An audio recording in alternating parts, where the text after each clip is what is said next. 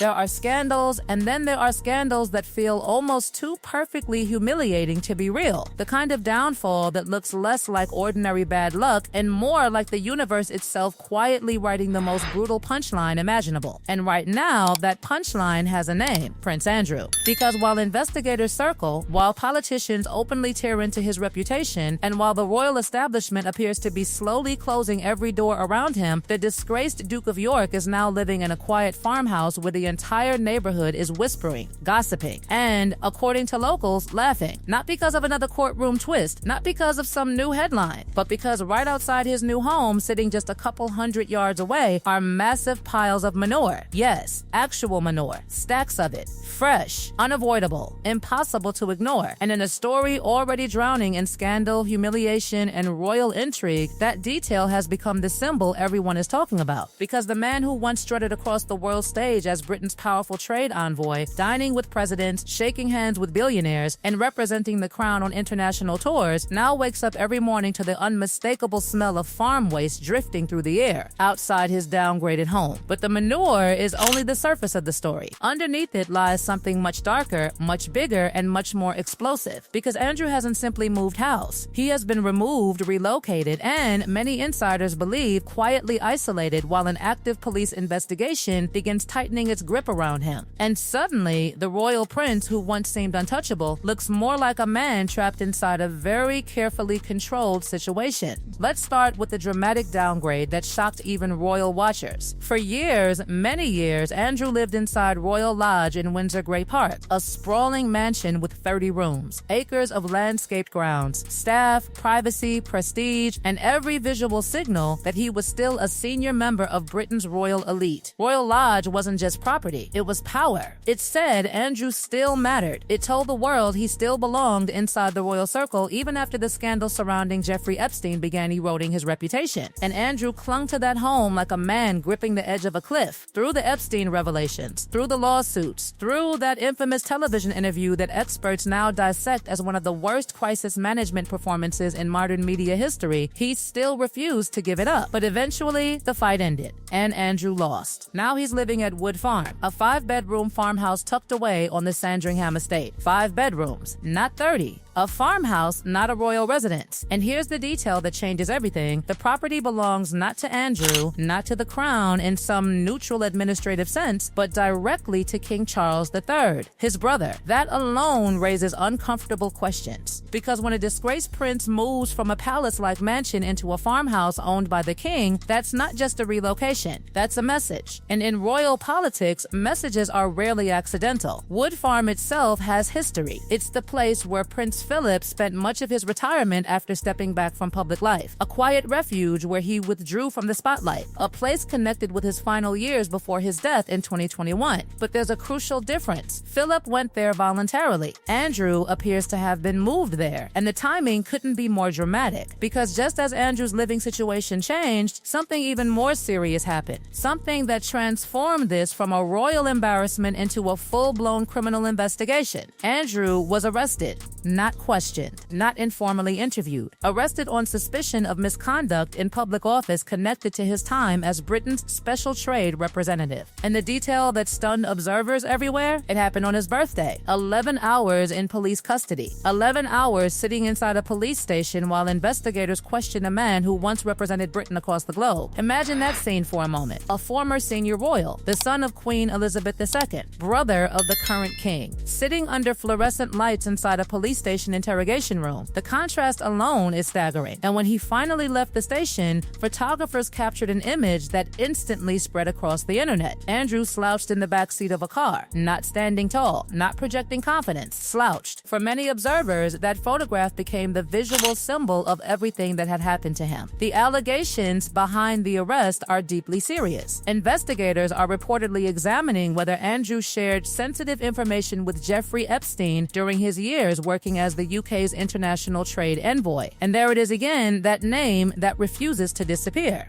Epstein.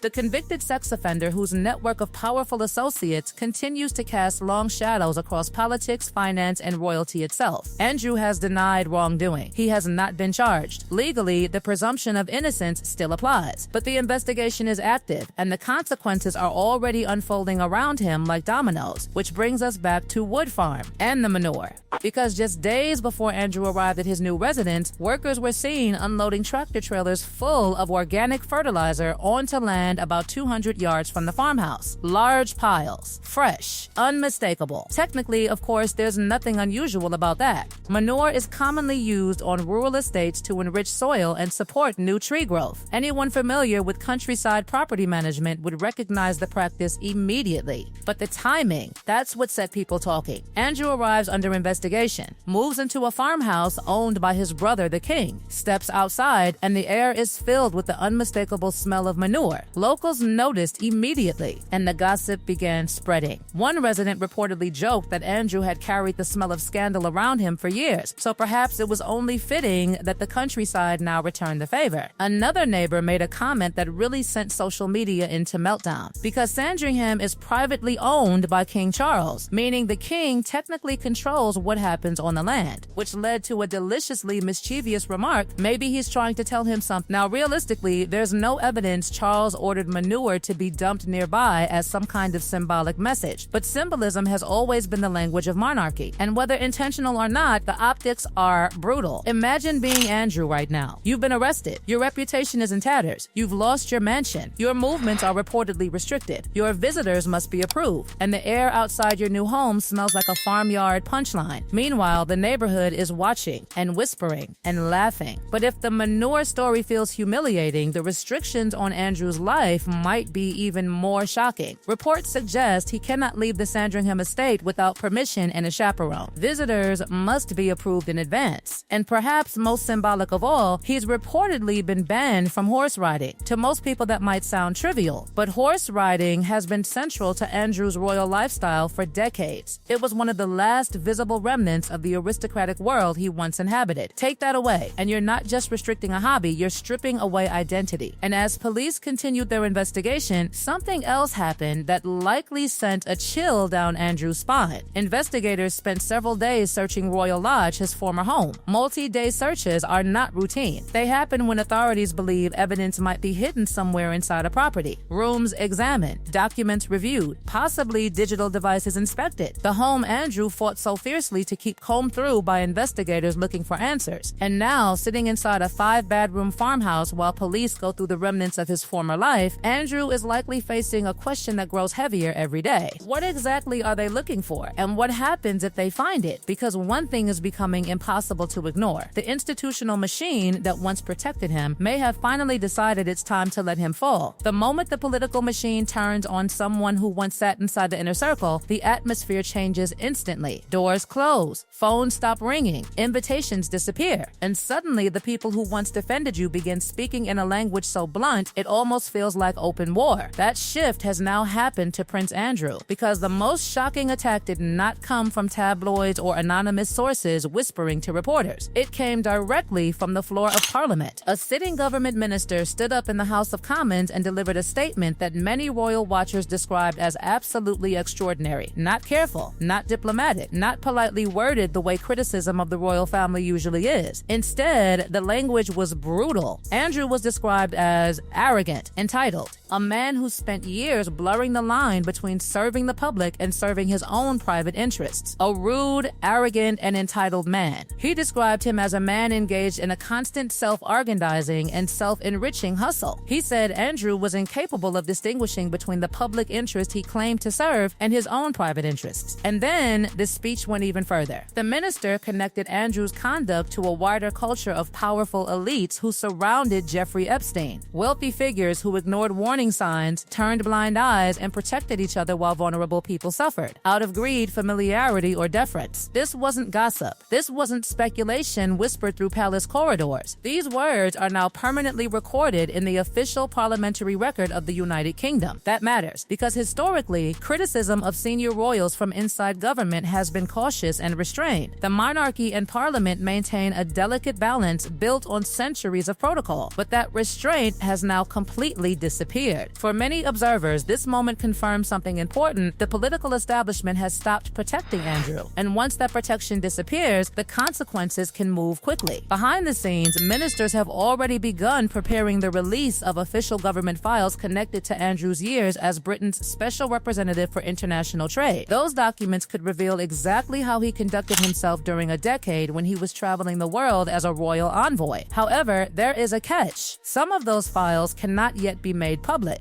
Why? Imagine building your own life, your own career, your own reputation, only to watch doors slowly close because of something you did not do. For Beatrice and Eugenie, that is the quiet human cost of this entire saga.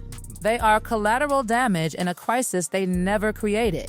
But perhaps the most brutal element of Andrew's downfall is not legal, political, or even institutional. It is public opinion. Because whatever sympathy might once have existed for him largely vanished after one infamous moment. The BBC Newsnight interview in 2019. That interview was supposed to repair Andrew's reputation. Instead, it detonated it. Millions of viewers watched in disbelief as he attempted to defend his relationship with Jeffrey Epstein. The explanation sounded bizarre. The claim that he could not sweat. The alibi involving Pizza Express in Woking. The insistence that staying at Epstein's New York mansion was somehow an act of honorable friendship. To many viewers, the entire performance appeared shockingly tone-deaf. And from that moment forward, the public mood hardened. Then came the civil case brought by Virginia Giuffre. Andrew denied wrongdoing but ultimately agreed to a settlement reportedly worth millions. Legally, it ended the lawsuit. But in the court of public opinion, it cemented a perception that the story was far from resolved. So when the manure story began circulating, those giant piles sitting just down the road from his new home, the reaction from much of the public was not outrage. It was laughter. Dark, uncomfortable laughter. Not necessarily because people believe justice has already been served. The investigation is ongoing. But because the entire situation feels almost surreal. A prince once surrounded by privilege and power, now living under restrictions in a farmhouse, with the smell of countryside fertilizer drifting through the air outside his window. And whether coincidence or cosmic irony, the symbolism is hard to ignore. The truth is, something fundamental has changed inside the British establishment. For years, the system appeared to manage Andrew's scandals carefully, slowly removing privileges while avoiding a full institutional confrontation. But now, the tone is different. Parliament is speaking openly. Police are investigating publicly. Government files are being released. Royal officials are holding private meetings. The machine that once protected him appears to have reached a conclusion. The cost of defending Andrew has become higher than the cost of letting the investigation run its full course. And when powerful institutions make that decision, they rarely reverse it. Right now, Andrew remains silent. No interviews, no statements, no public defense. Just silence inside a farmhouse on his brother's estate while investigators examine his past. The question that hangs over everything now is simple. What happens next? Will police bring charges? Will Parliament move to remove him from the line of succession? Will the monarchy formally cut him off once and for all? Or will the investigation eventually fade without the dramatic ending many people expect? No one knows yet. But one thing is absolutely certain. The chapter of Prince Andrew's life in which the establishment shielded him from consequences appears to be over. And the next chapter, whatever it brings, is only just beginning.